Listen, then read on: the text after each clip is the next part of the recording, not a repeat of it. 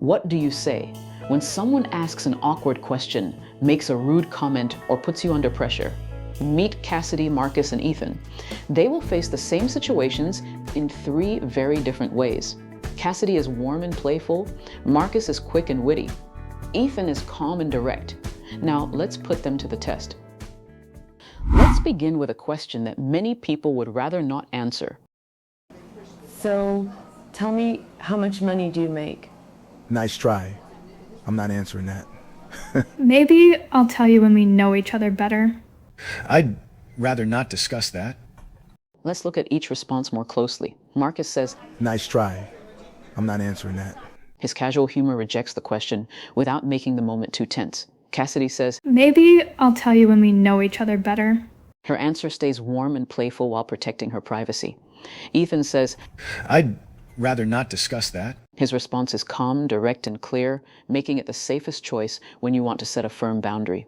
Setting a boundary is one thing. Keeping it when someone continues to push is another. Come on, just tell me how much you make.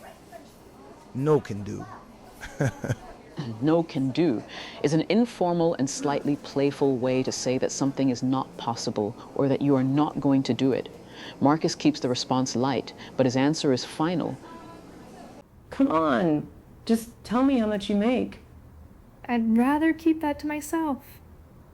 Cassidy uses a polite and natural phrase to protect her privacy. I'd rather keep that to myself makes her preference clear without sounding defensive or confrontational.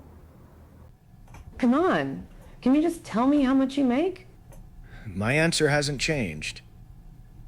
Ethan does not explain or repeat his original answer. He simply reminds the other person that continuing to ask will not change his decision. Sometimes the problem isn't the question. It's that the other person won't let you finish your answer. Here we're going to interrupt each character while they're answering a fake question and see how they respond in the moment. What do you think makes someone successful? I think success starts with knowing what actually matters Yeah, but to isn't you. money the You main... gonna let me finish?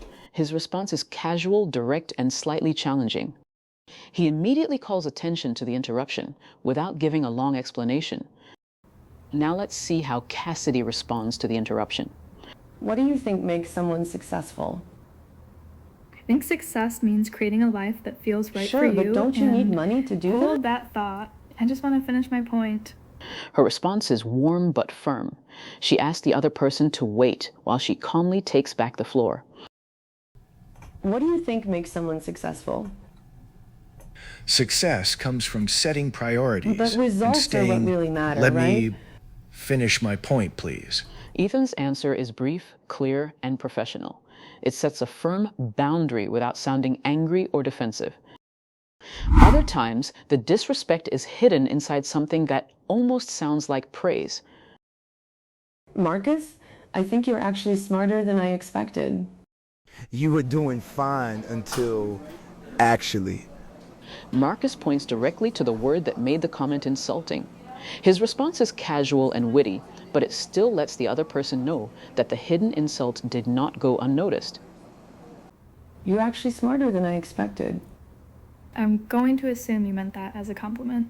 Cassidy gives the speaker a chance to correct the comment without starting an argument. Her response stays warm and composed, but it also makes the problem clear. Ethan, you're actually smarter than I expected. What exactly were you expecting? Ethan asks the speaker to explain the assumption behind the comment. His response is calm and direct, and it places the pressure back on the person who made the remark. And when you point out the insult, the other person may try to dismiss it as humor. Relax, I was just joking.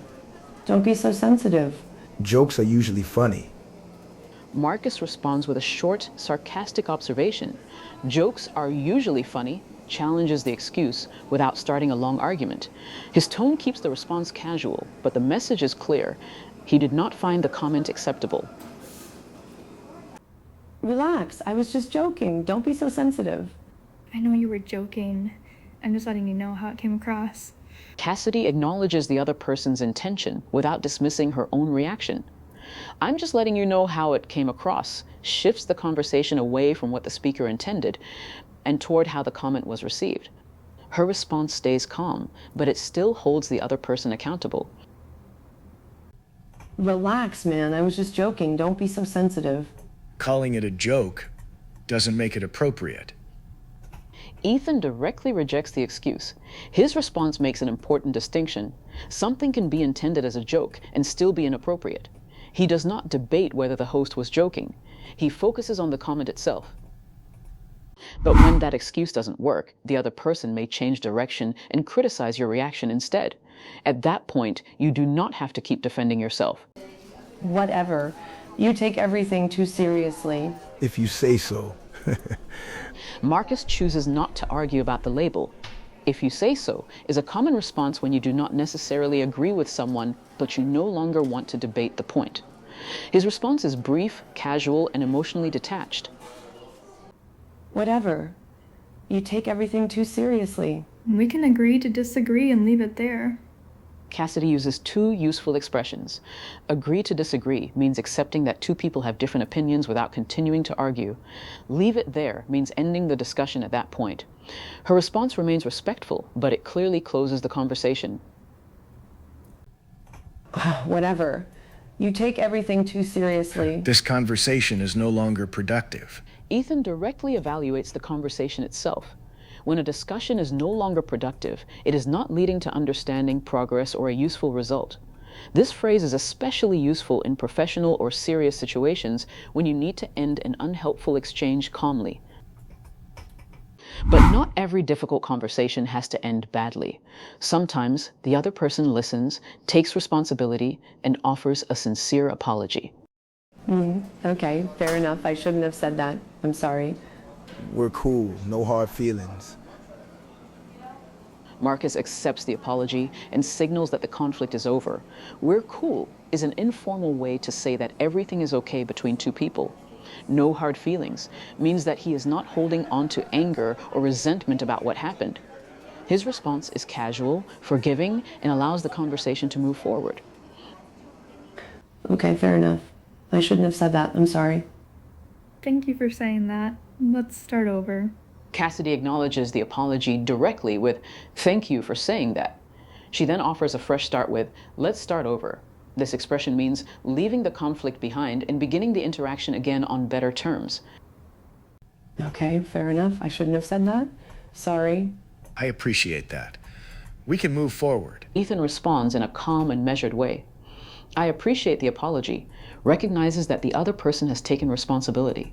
"We can move forward" means that the issue has been addressed and the relationship or conversation can continue. Our characters accepted the apology, agreed to move forward, and gave the host one more chance. Just when it seems like everything is finally back on track, the host asks what may be the most awkward question yet. Before we see what happens, leave a comment and tell us whose responses you've liked best so far, Marcus, Cassidy, or Ethan. Great. I'm so glad we worked that out. So, what's your body count? That question ends this conversation. And there goes our fresh start.